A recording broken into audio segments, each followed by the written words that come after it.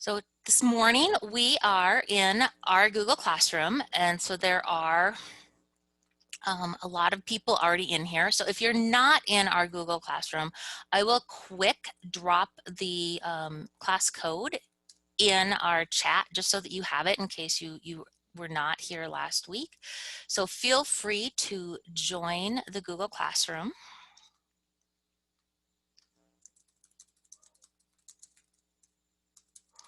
And so I dropped that in our meeting chat. And classwork, we are working today on Google Classroom blended options for choice.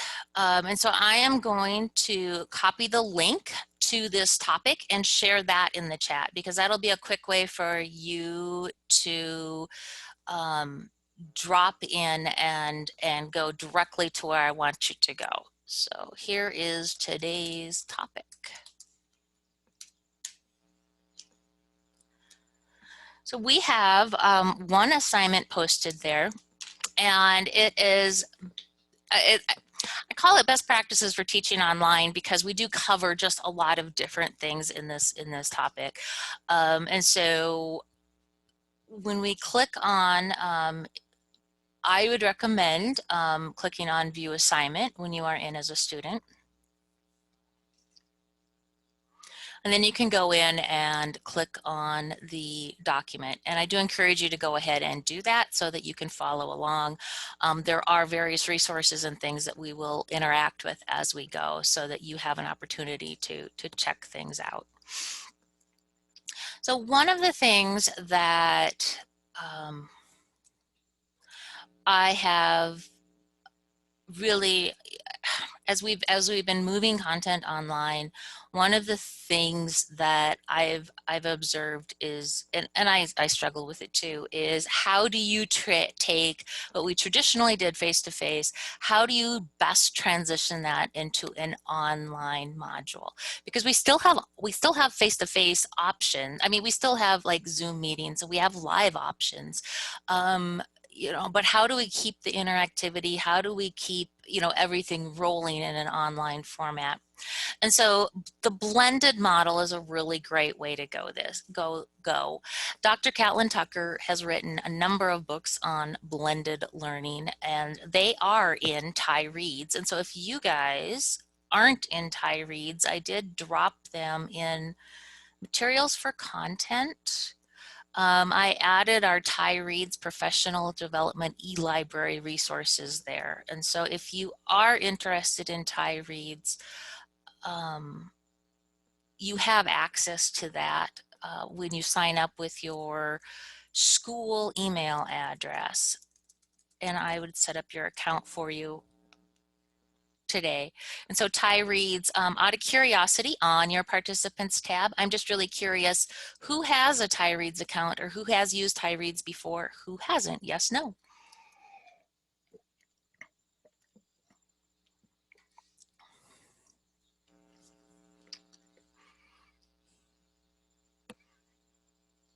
I'm actually so excited that most of you haven't used it because this will be like new information. Yay. So right now I've only got 2 out of 19, 2 out of 21 that have used it before.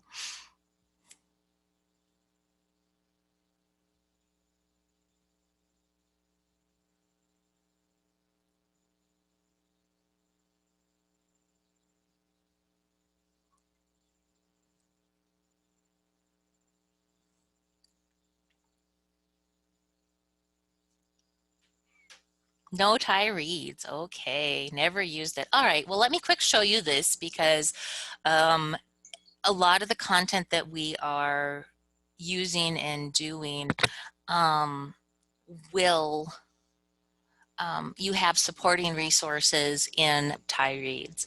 So I've got 2 out of 26, 27, 28, 29, 30 or so that have used Ty Reads. So when you're looking at the resources, Ty Reads is our professional development library. And so when you can sign up by going to customizeu.net/library.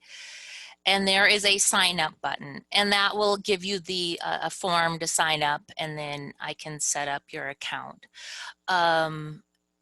If you click on sign in on this page, or go back and click on the other link in the assignment, you will see the collection. And so we have these are ebooks and audiobooks through Overdrive. But so if you've used Overdrive through your public library, it's the same platform, but it's a different collection. And so you have a different login, and it is one of my favorite resources because it's professional development. So all those cool books that you see at, like Systems Change, or when you're, following Twitter, or, people mention that they're reading this book they're reading this great book, and your library doesn't have it.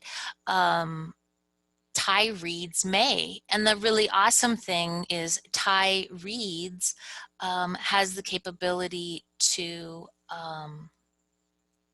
we can get you titles too. And so if there's a title that you're really wanting, send me an email and I can always look to add it, because that's how we build a lot of the collections. And so we have all the books that have been ever featured at the TyCon, or the Systems Change conference, that are available. So those are here. We have lots on coding and maker spaces. But as I scroll on down, you're going to notice that we have lots on those topics that have really been, like differentiation and grading practices, the Wollakoda collection, social emotional learning. And so if I go in and I look for things like Google, for example, because that's what we're thinking about, we have a number of different titles that support Google. And so one of them is this brand new book by Alice Keeler called Stepping Up to Google Classroom. And so if you're looking for a book to guide you through, this is a brand new book, and it matches how Google the language and everything in Google Classroom. So it's really nice that way. There's also the 50 things and 50 more things you can do with Google Classroom. These are also by Alice Keeler. They are written before this latest update, so they refer to things like the About tab.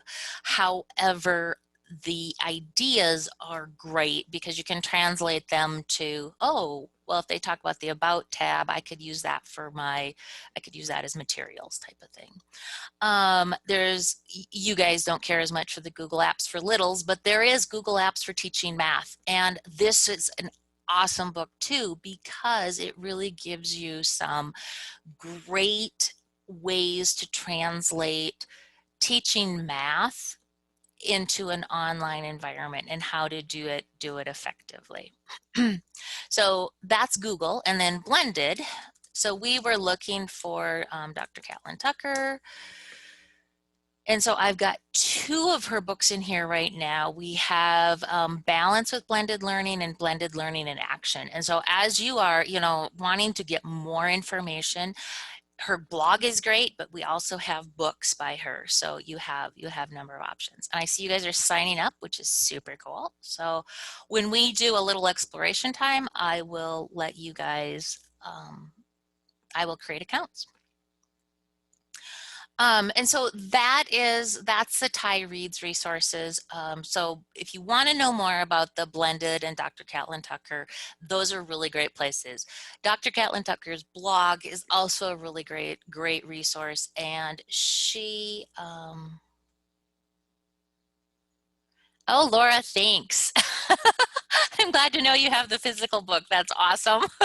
Thank you for sharing that, because that is one of those things that we don't, it's nice to know who has books that if we want them physically.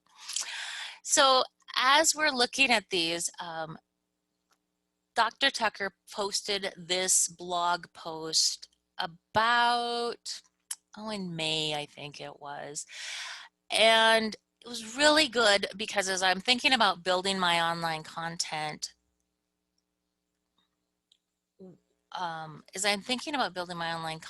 what questions should I ask? So I got a quick question over here. So Kathy, it depends on how many copies of the titles we have. And so some of the titles we only have one copy of, and so it's just like your library. If somebody has it checked out, you can place it on hold. If but we do have multiple copies of many of the titles. Like for example, that new Google Classroom book, I think there's 6 copies of that. The 50 things you can do with Google Classroom, we have numerous copies of that. If I see a lot of usage on the blended books by Catlin Tucker, I can definitely get more copies there too. So I just need to, I generally buy a copy and then I kind of watch if people put it on hold, then I try to buy more copies. So. All right. So here are some questions that she's posed. And these are things that I'd like to have you guys take a couple minutes and um, think about this spring and as we move content online and as you prepare for this fall, um, how you have addressed these questions and kind of where your questions are around these questions. And so if you would drop those in the chat, I'll give you a few minutes to think about that and ask what your questions are about these questions. What do you need to move forward?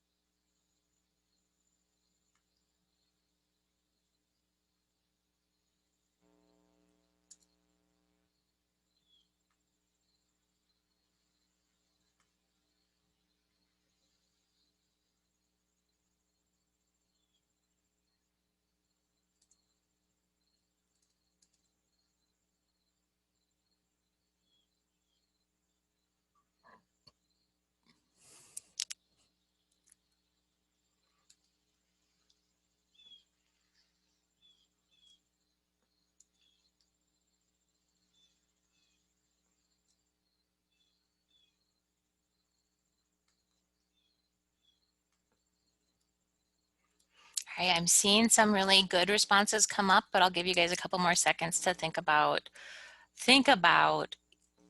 what you need to address those questions.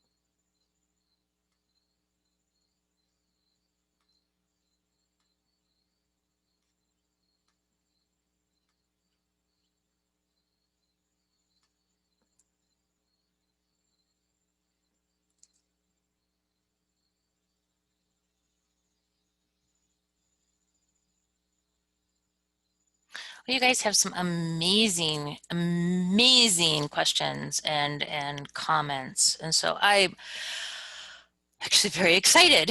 Um, you guys so a lot of what we're going to look at now, we will be addressing that information because that is a big part of like how can we not help our students um, not feel overwhelmed.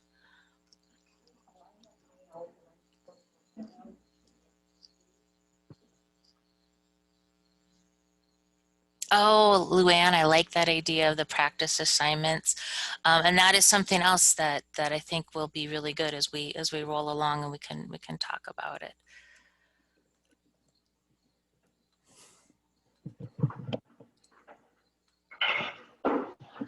Okay.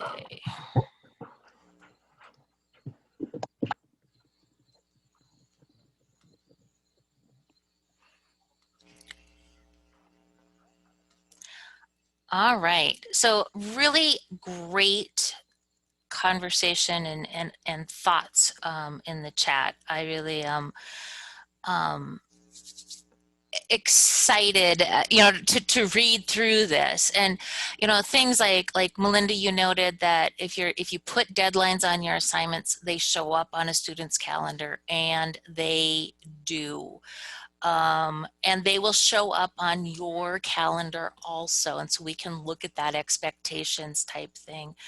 The collaboration, I'm gonna share an idea, that I hope you can kind of take and run in terms of collaboration, and whether it be synchronous or asynchronous. So we'll look at that. Knowing what the students see. So one of the best kept secrets in the state is your students can join you and your students can join Google Classroom with your personal accounts. So you can join your Google Classroom with a Gmail account. And when I pop in and I look at you guys look like you're all pretty pro. And I'm not picking on you, Laura, but Laura is in our class with a personal account. Luann is in our class with a personal account. Mary is. And it looks like, it looks like you're also in with your K-12 account. So technically, I can remove you, but when you are teaching and you want to see what it looks like from the student side, joining a classroom with your personal account can be a really great way to do that, because it'll help you see what it looks like from the other side. And since K-12 allows that, that's a really it's a great option. What it makes frustrating from the teacher perspective is you will need to watch and make sure you want to see that invite guardians option, because that tells you that they've joined from a Google Apps domain, and it most likely is K-12. Your students aren't going to be on multiple Google Apps domains. But so if you see the invite guardians, then you know that they're the K-12 student you want. If you do not see the invite guardian, like see I've got Ryan in here as his personal self. If you don't see that, that can be something that you can remove. So in your classes, I really encourage you to join as a personal you, so that you can see, even if you only do it in one class, just to kind of see what things look like. So that maybe will help you as you roll around.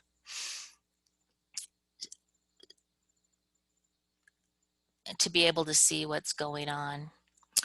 And the overwhelmed thing, yes, that is something we're going to address also, is the overwhelm is really huge on both our end and and the student end.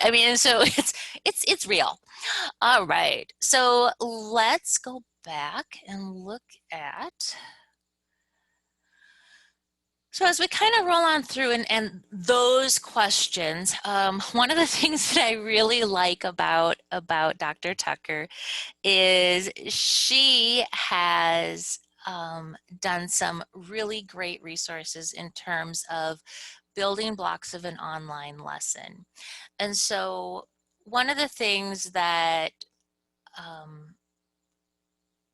we did is we took and I customized it. So she had lots of different tools in here, and I'm all about tools. I love technology and I love being able to use it. But I also realize that right now is probably not the best time to bring out all the cool things that you've ever seen, because we're all trying to learn an awful lot of things. And so not only you are, but your students are too. And so like you guys are already aware that your students are faced with trying to balance not just one teacher, but a lot of teachers and their different tools. And so I really encourage you to narrow down the tools that you're using. And so I redid her original building block of an online lesson into something that is really focused predominantly around Google. And so it's not this all over the place. It doesn't mean that you can't do things, outside of Google, but in an effort to try to keep things together, that's this focus. And so when we're looking at instruction modeling, what can you use? And here's, a couple of resources. And this is more I mean, this is stuff for you, but we also have to recognize that you need to learn these things too. And so having that capability is important. How to engage our students. Google Forms is a really great way to engage our students around video content. And there's other options that we'll look at too, but they all can use Google resources. Discussion. How can we bring in the discussion? And this is where we can have synchronous discussions in Zoom. We can have asynchronous discussions in Google Classroom, utilizing the questions, utilizing Google Docs, Google Slides. And we can also use Flipgrid for asynchronous video-based discussions. And so we have options to keep that conversation going. Research and exploration. I mean, obviously there's the Google search, which we all know and love and live by, but you can also do some really great collaborative work where students are doing different things. And so these are really great options for doing that collaborative work, and it can be synchronous or asynchronous. Collaborative tasks on the Google Suite.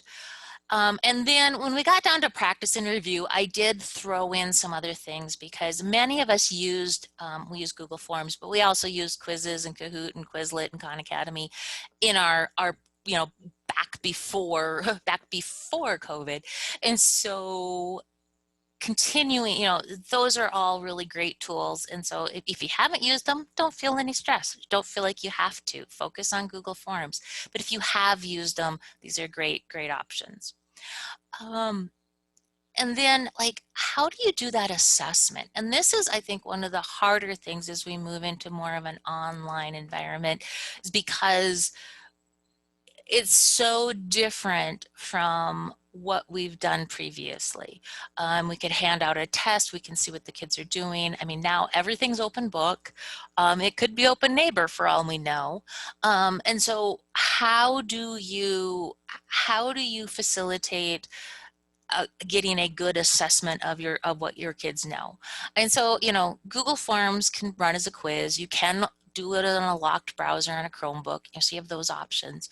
But what about showing what they know, and using writing prompts, or outside of the box assessments, designing infographics, some of those other things where they can't really copy that information, or they have to know their information whether they have the book or not. And then finally, bringing in the reflection and metacognitive skill building. How can we do that? Google Forms is great for exit tickets, but we could also use Google Slides and Google Jamboard for online journaling, blogging, having them think about their thinking. And so these concepts, which we thought about, you know, that we use in our classroom all the time, what can they look like in an online environment? And so hopefully this will help as you guys are moving forward with that, um, with thinking about your online. The other thing, and this is something that I just found, I think last week, and Dr. Tori Trust teaches in a Massachusetts university, and she looks at online teaching practices in K-12. And so it's like super cool. She's done a big research paper on hyperdocs, and I mean, it's just, or a study more than a research paper, it's a study. And so it's been really cool. I mean, so she's got some really, really neat things.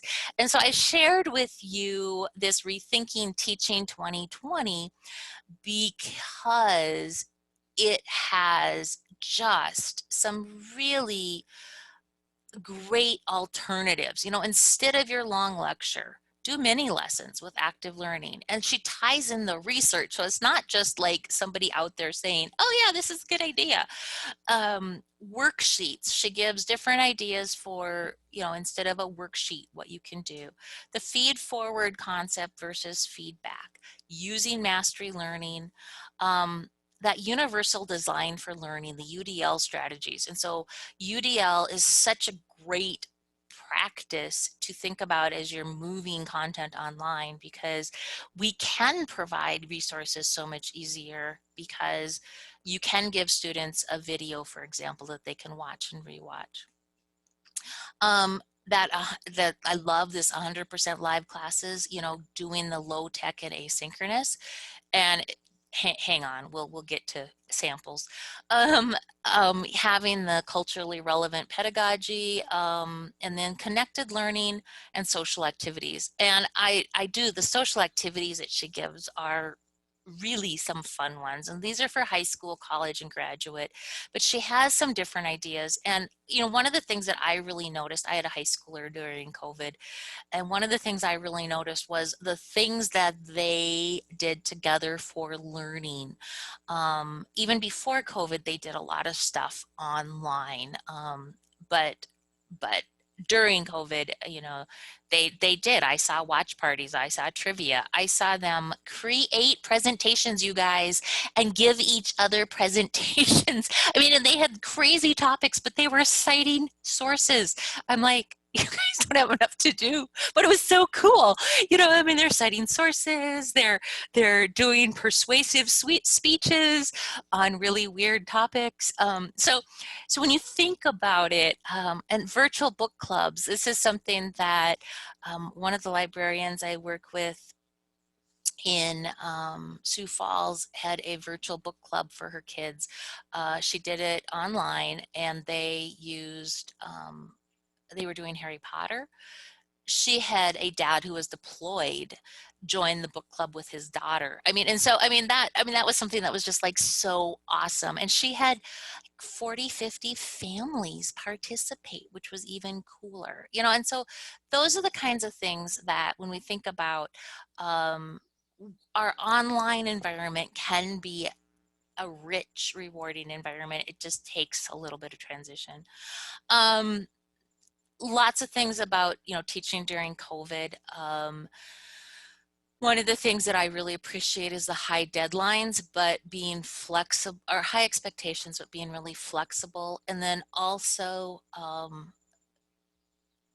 abandoning those surveillance and control tools. And so it's more of that focus. We really need to focus on that trust, relationships, respect, and providing those clear expectations and transparency, and then, you know, checking in often with that formative assessment. And that's one of the things I love about Google Classroom is if we're using, you know, every student gets a copy, we can go in and actually see what they've done, what they're doing. We can make comments while they're working. And so we can provide that support because it looks different. It looks different when we're when we have online than when we're all face to face. And so she talks a little bit about surveillance, but then I love that she throws in a whole section on low tech learning. And so those things that we can do that are not high tech, that we can do low tech things. Um, and I mean, we may need to share them in a high tech way, whether we use Flipgrid to make a video or we take a picture and post it on our classroom.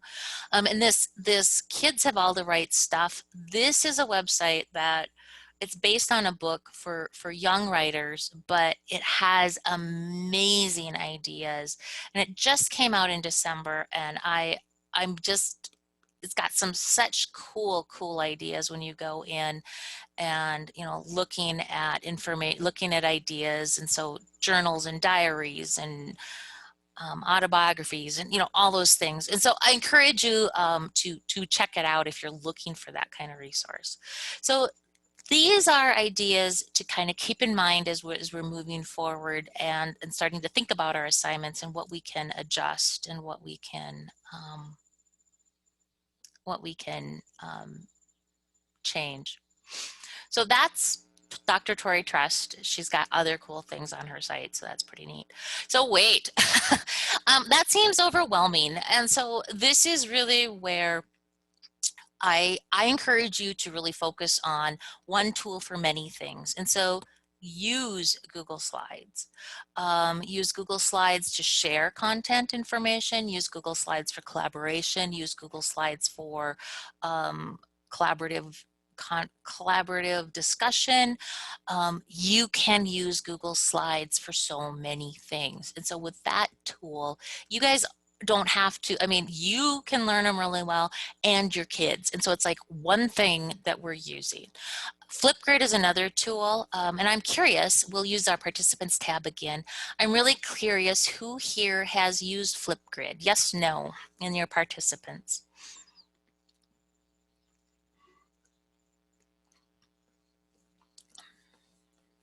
All right, so I've got a few yeses, lots of nos. Do any of the yeses want to drop in the chat or unmute and say how you've used them?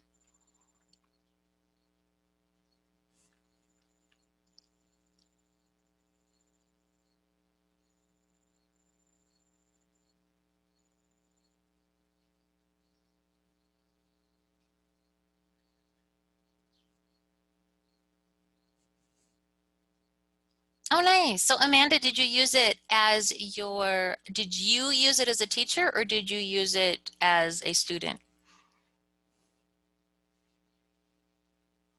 Okay, as a student.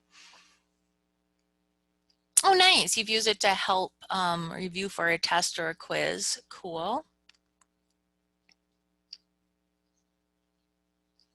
Flipgrid, and you've used it as a student. Excellent. So we're going to, oh, nice. Erin, you had your students research explorers and present that information on Flipgrid. Awesome. How long of a presentation did you let them do?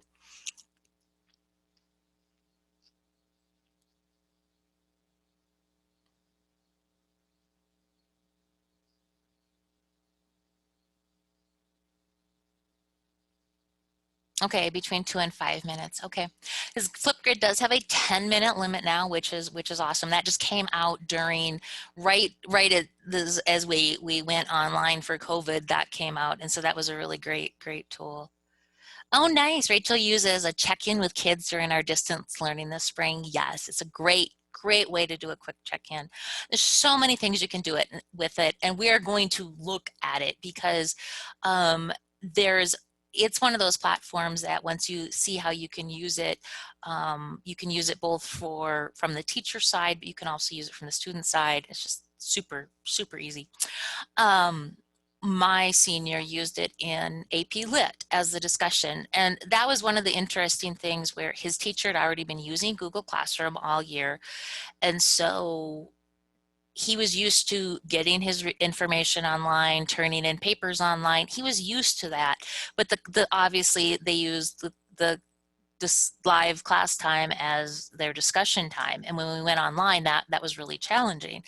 And So she ended up putting together Flipgrid as a asynchronous discussion tool. And it was so neat because, they had the questions that they had to answer. They had to post their, discussion, and then they had to respond back to other discussions. And it was like, so in the living room, it sounds like my son is having a real conversation in his bedroom, because it's like you hear voices, and then you hear him respond, and then you hear voices. And so it was really neat.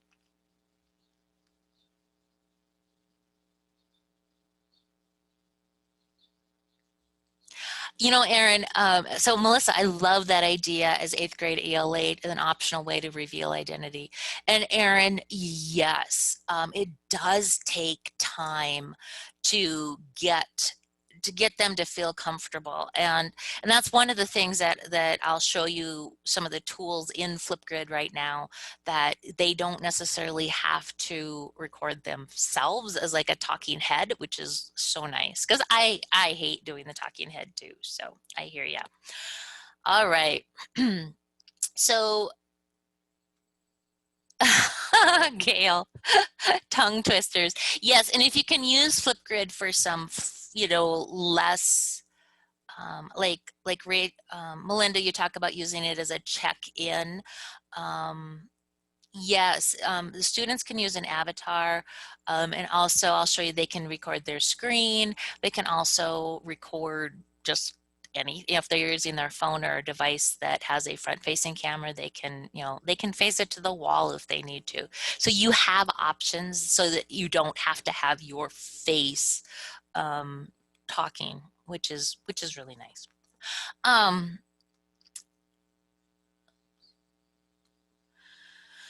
so let's see.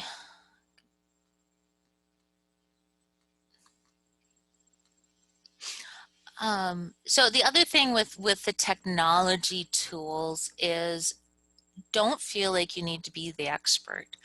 Know the intent of the tool, and be familiar with it, but allow your learners to take the lead. If your learners have an interest in something and ask to do something, and provide you with, hey, we could do this with Flipgrid, and you don't know anything about it, or I've done this in another class, let them take the lead, because as long as we know the intent of the tool, and it really can it can really empower them, but it gives you an opportunity to share the load. So it's not all on you, it's more on them too. And so it's just a really great option for that.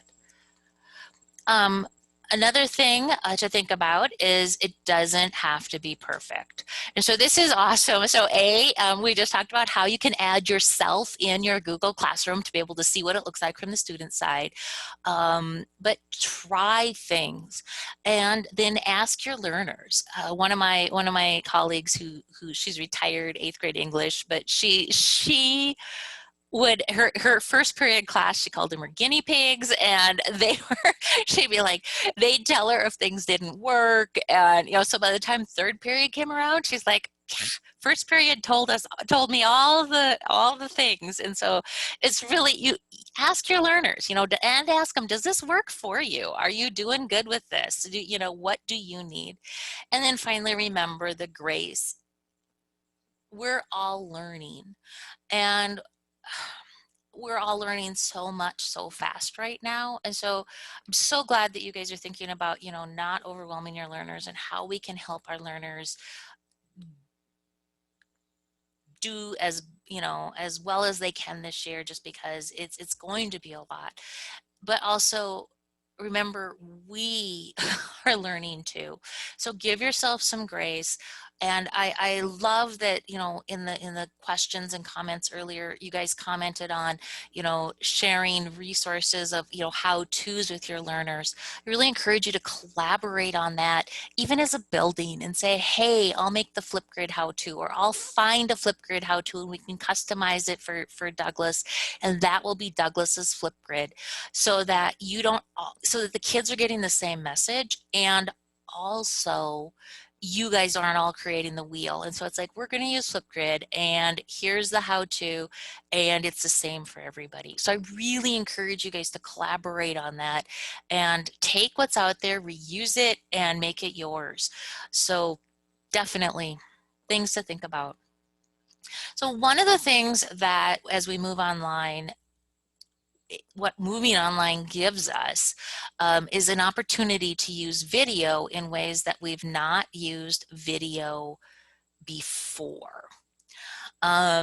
Especially when we're not one-to-one, it's hard to use video because the students don't necessarily have a chance to watch that. But if we're one-to-one, the video can become something that you can use for lots of different resources. One of the things that I really love about video is everybody gets to hear the same message. And so we're not doing a, oh, you know, I told, you know, first period class this, but I didn't tell that to second period. You can video your instructions. The kids can watch that.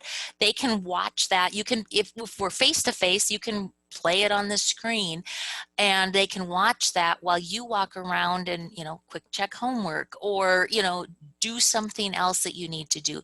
Basically clone yourself is what you've done. So your instructions super fast, everybody hears it, and you're not repeating yourself all day long, which is such a win.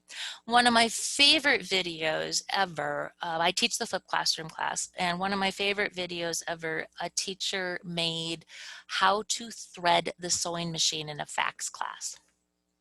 And it was like, it was such a cool video. But then the more I thought about it, it was such a time saver too, because I'm thinking how many times a day, a year, does she explain how to thread the sewing machine? I mean, I know personally I have to look up how to thread my sewing machine if I haven't used it for a while.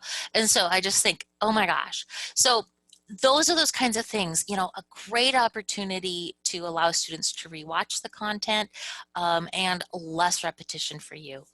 And then finally, it gives our students who aren't in class with us for whatever reason. I mean, we've got sports, we've got, you know, other you know, activities. Kids aren't in class for many reasons. And so it gives that connection to the teacher and you have that opportunity to talk to your students every day. So what do we want to use video for? Sharing new content, obviously, so you can be instructional. Sharing directions, and this is one of the things that I'm seeing more and more of is the quick directions for what you want, so that your students can see exactly what you want, exactly what documents they're going to do, what their questions are. So super awesome. And then finally, that asynchronous conversation. You can use video to hold, like Flipgrid, those asynchronous conversations. And so awesome. So I'm curious right now who has made videos, and so you can yes, no it in the participants tab. But I'd also like to know if you've made videos in the chat, what do you use already?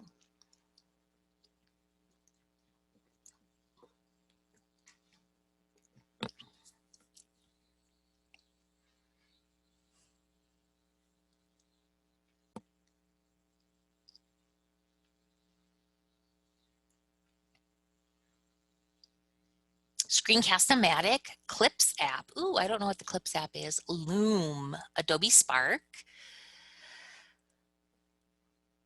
Ooh, a practice Flipgrid video. Awesome, Luann.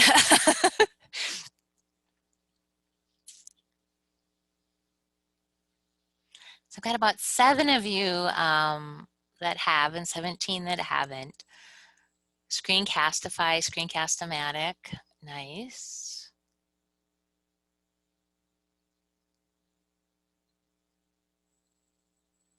Zoom Whiteboard and McGraw-Hill tools.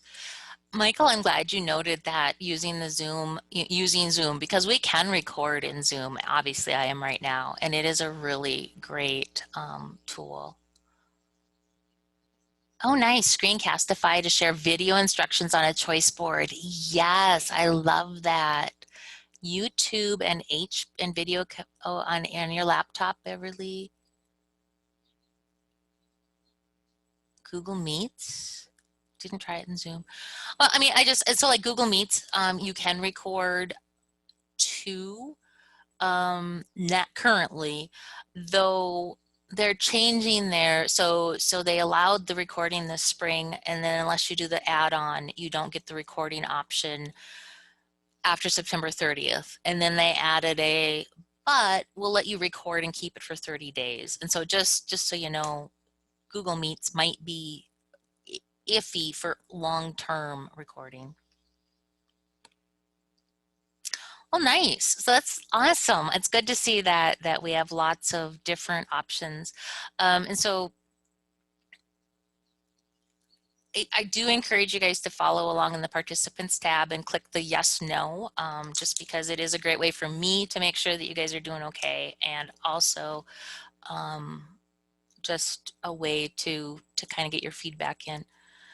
So we're going to look at just a couple of the ways that we can make videos, and then I'm giving you guys some tools and resources to explore, because one of the things that I've really learned with making videos is it really depends on A, what you're making videos of, and B, like, you know, Rosalie, you noted, you know, just the tool on whatever devices that you have, you know, depending on what you're using and what you're making a video of, the tool may be different.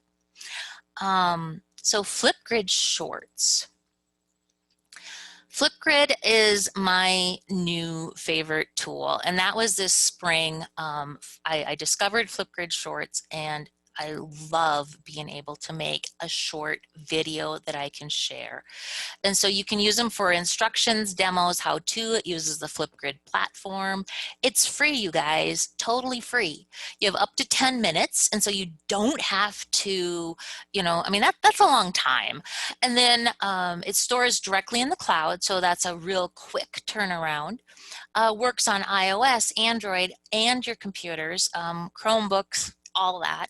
And then you can screencast or video or yourself, or you can record something. If you're using a device with like your phone or your iPad, you can walk around and record things in your classroom. And so Flipgrid Shorts is hands down just my favorite go-to tool. But then you also have, I mean, but it's part of Flipgrid, where you can make video instructions and get student video response. You have that opportunity for student voice. You have student asynchronous conversations. Students can access with a Google or a Microsoft account, so it's super easy. Did I mention it was free? And then it also, Flipgrid is integrated with Wakelet. And so if you use Wakelet at all, you can curate and share and collaborate all types of content.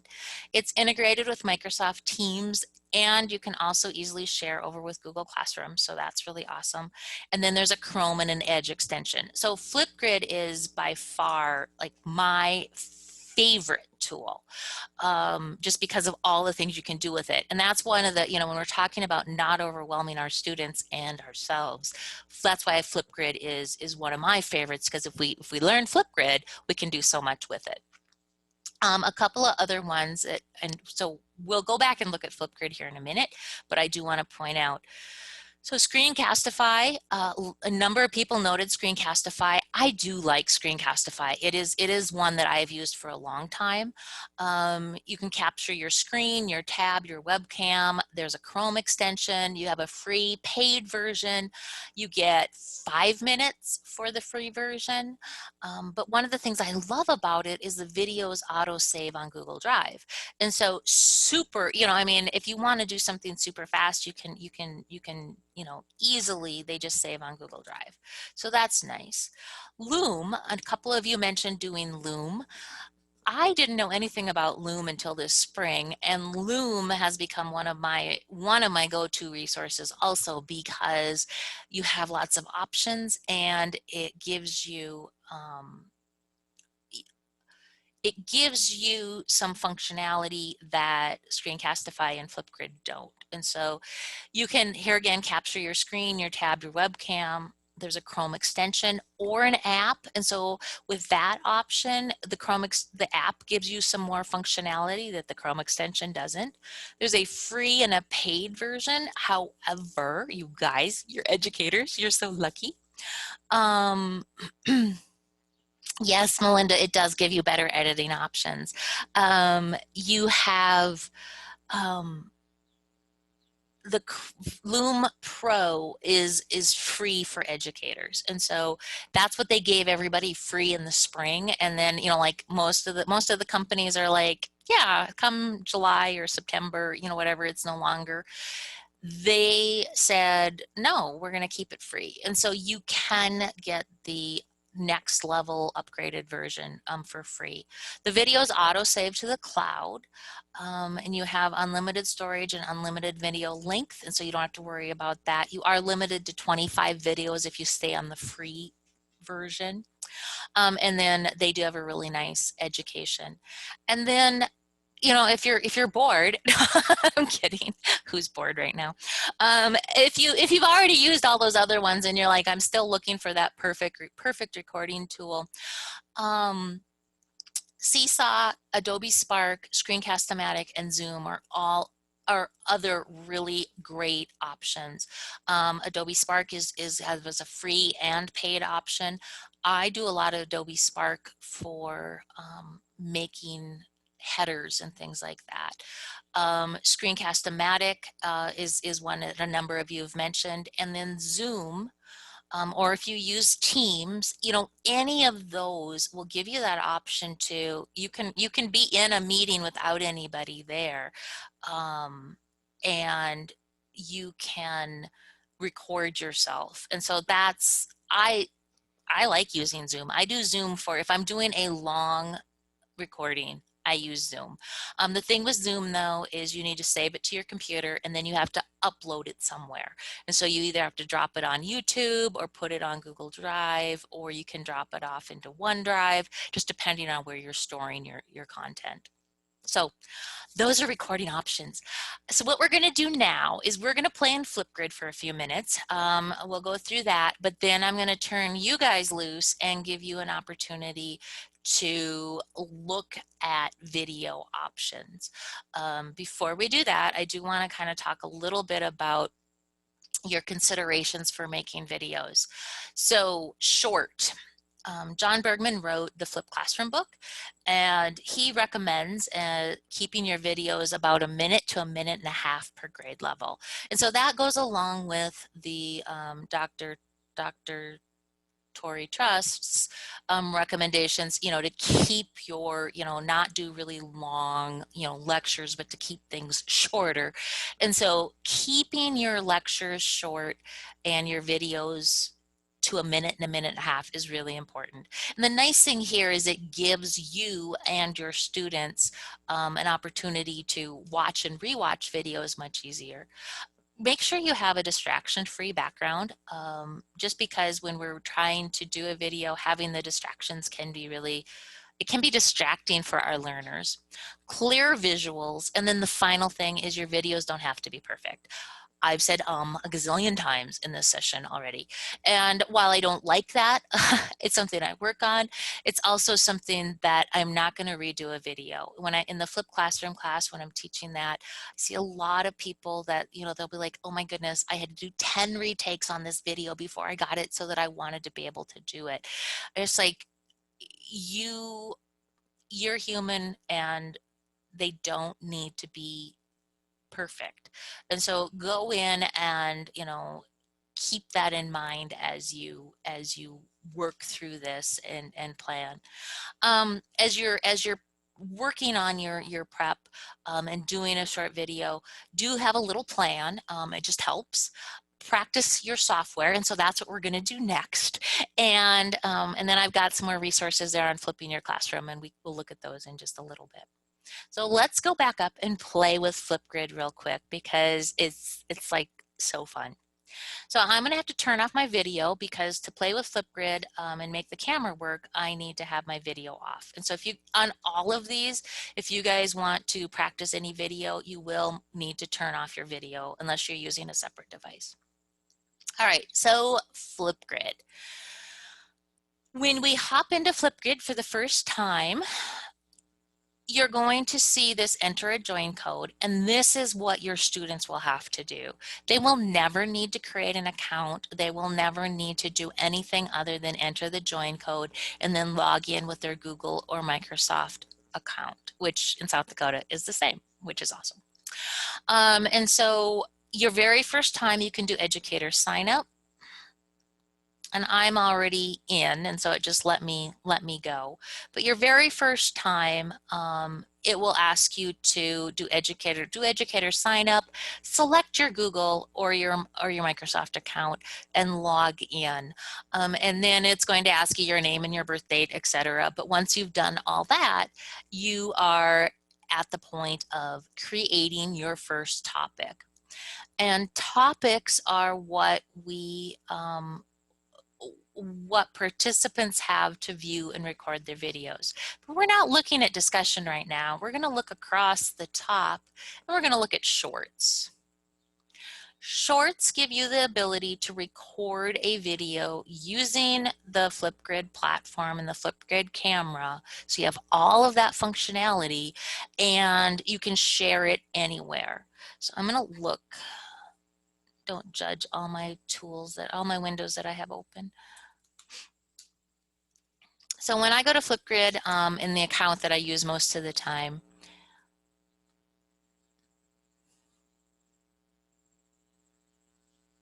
and I go to my shorts, you're going to see that I have 18 shorts right now. And I have lots of different options here in terms of, these are all things that I've set up for people to, you know, quick questions that people have asked me, like, how do you comment on Google Slides? And so I just did this is a 41-second video that I made because I kept getting asked this question. And so I made a short video on how to do that. I can easily, once I've made the video, I can click on it, I can copy the link and share it with everybody, or I can embed it in a website. I can share it on Teams. I can share it to Google Classroom. I can even send it out to Remind. And so I have a lot of options to use my video. And so shorts, if I want to record a video, I just click on it. And it's going to ask me that it wants to use my microphone and my camera, and I'm going to allow that. And here it tells me I have 10 minutes. So a 10-minute video. I mean, if I'm thinking 1 to 1.5 minutes per grade, I'm pretty well covered for middle school. And so I don't have to worry. So here I am, but I really don't want you to see me. So what are we going to do? You'll notice at the bottom we have options, the 3 dots. And so I don't know if Ryan talked about the 3 dots, but definitely click on the 3 dots whenever you see them because you're going to get a lot more options. So here I can upload a clip, I can mirror my video, I can turn off my audio, or I can record my screen.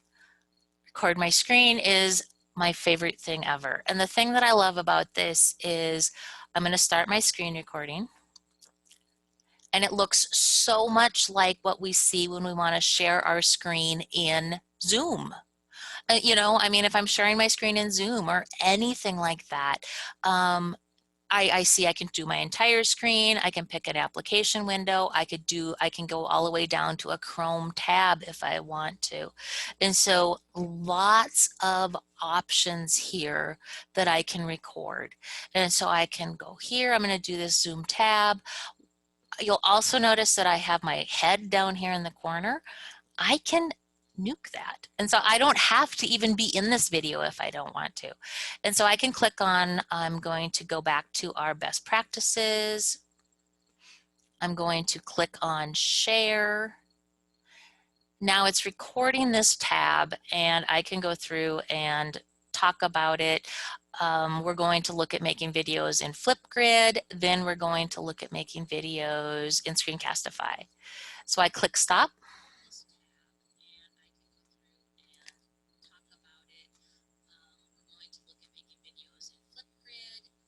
So it will allow me to review my video.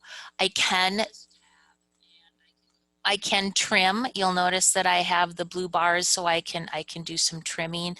I can confirm this video, and then I can go back and I can add more. And so if I did want to, you know, pause and go to a different screen, so a couple days ago I made a video where we looked at logging into Zoom, and then I came back and I paused it, and then I went back and brought up, you know, like me as a participant to show how it would look if I was joining. So I can say next if I don't want to add any more. Here's the selfie. I'm not in love with the selfie because I would prefer to have something that I can send out that shows what the video is about. And so I can select a frame. And so now I can drag my slider and say, okay, this is the frame I want. I can say next. And then we have our effects. And so here is where I can drop in emojis, I can drop in text, I can bring in a whiteboard, I can bring in a picture if I want. So I normally do text and give it a title so that when I'm going back, I know what my video is about. And so this is,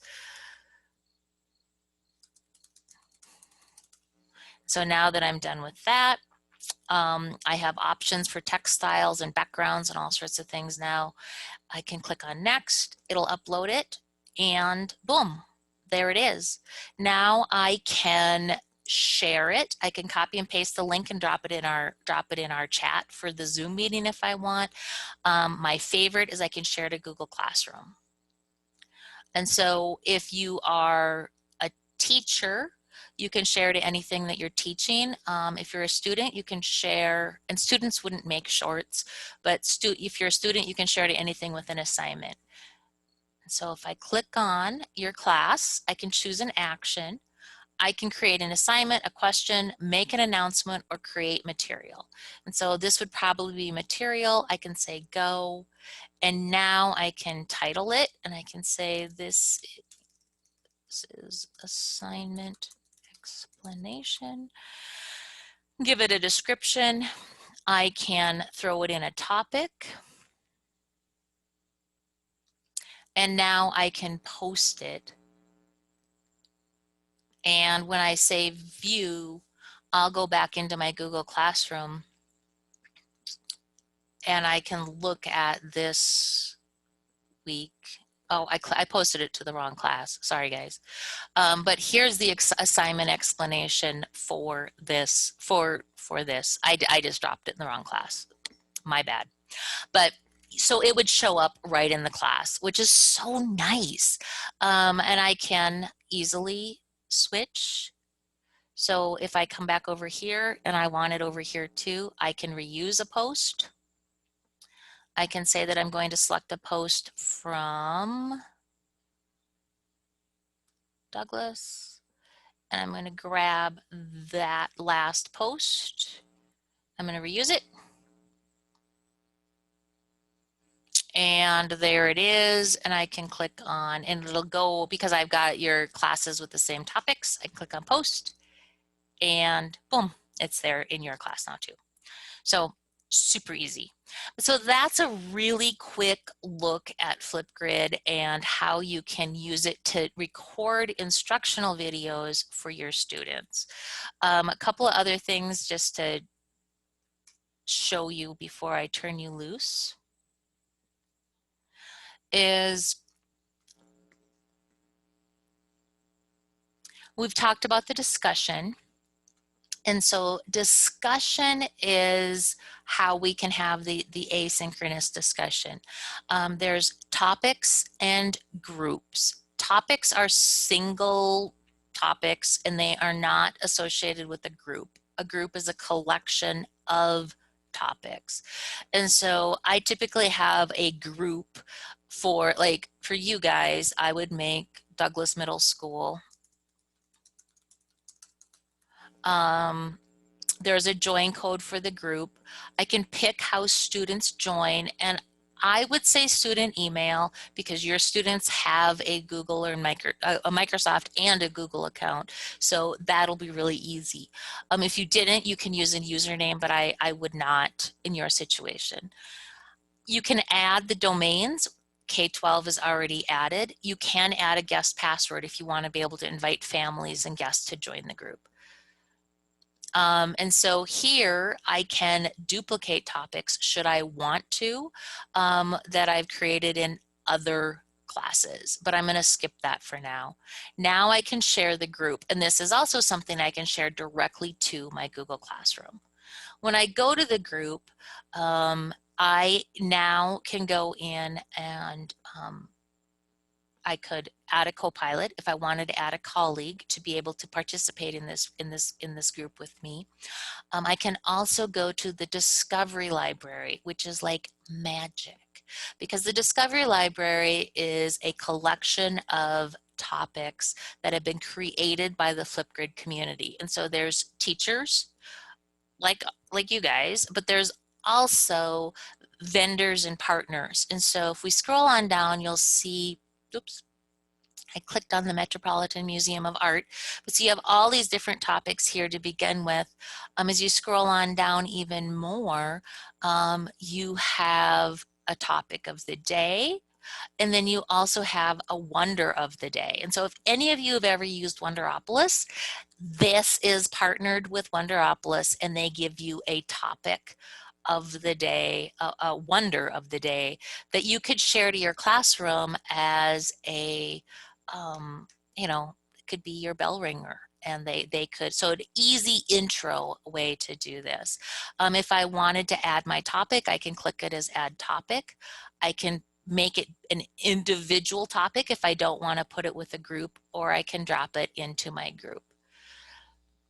And so here we go. And here's my topic. Now if I say I can control if I want to moderate it, I can moderate it. So here's the moderation.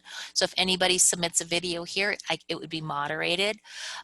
There's resources already attached by Wonderopolis. I can schedule its posting if I want to. I can set up notifications, and I can control what I allow the students to do. And so now I'm going to update my topic. And at this point, I can share both either my topic, or I can go back and share my group. You'll also notice that it has Immersive Reader built in. And so that means that anywhere we see Immersive Reader, if I click on it, it'll read the text to me. So Immersive Reader is an awesome, awesome tool. So we'll go here, I'm going to share it. I'll share it to my Google Classroom. I'll pick the right one this time. I'm going to make an announcement, say go, and I'll just be like, good morning. Check out the wonder of the day.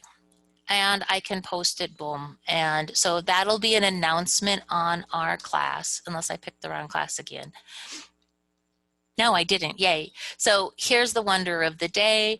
It's there. You guys, when you click on it, you will get this because you're students.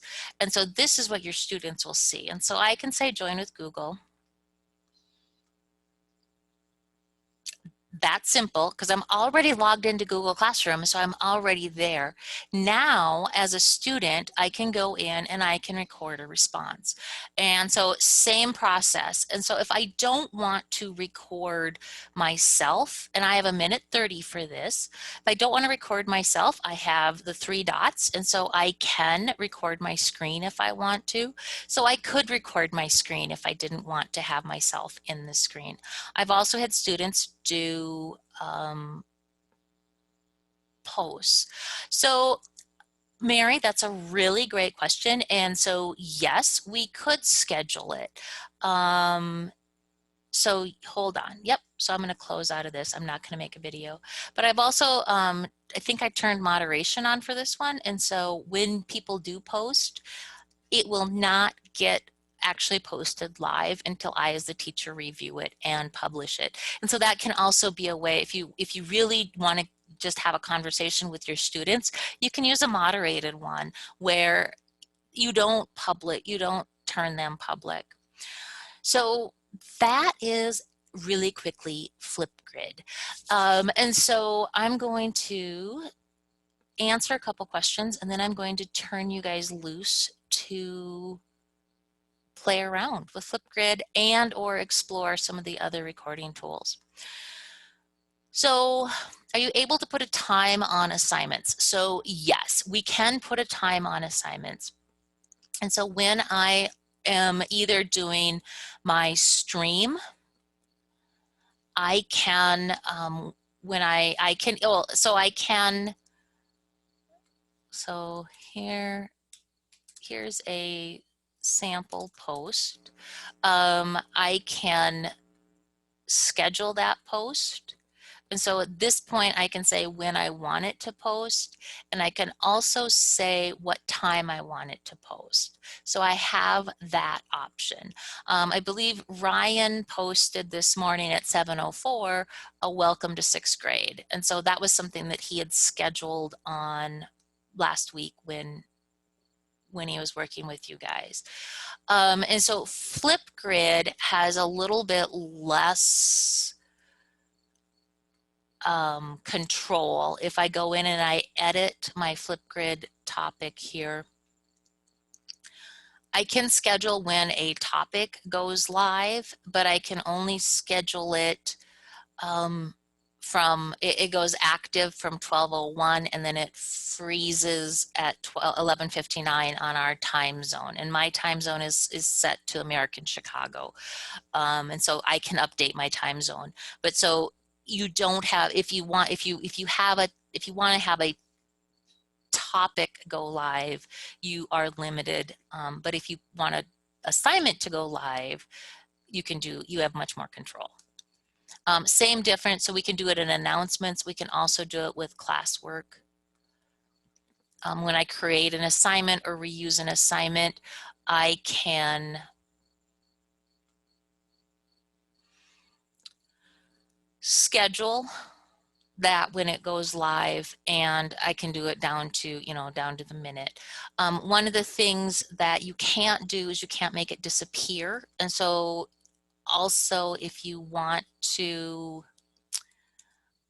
you kind of asked about, can you have assignments in order, like you have to do this first and this second?